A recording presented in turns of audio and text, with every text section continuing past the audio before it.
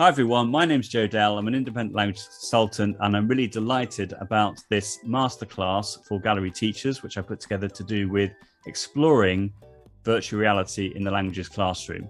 So you may be thinking to yourself, well, virtual reality, it's really just a gimmick, isn't it? How can it actually be used in a purposeful, pedagogically sound way in the languages classroom? And that's exactly what this webinar is all about. I'm going to be showing you different tools that Google have produced, which are, in my opinion, a great way of bringing the world into the classroom, promoting intercultural understanding, encouraging the children to speak and to write, and to get them to create their own multimedia projects, to use existing materials that different people have created as a way of exploring intercultural understanding, but moving on to the ability for the students to then create their own examples. So a great way, I think, of giving the children ownership of their work. And in the times of the pandemic, when it's difficult for people to travel around, it means you can go wherever you want in the world and beyond using virtual reality. So I'd really encourage you to come along.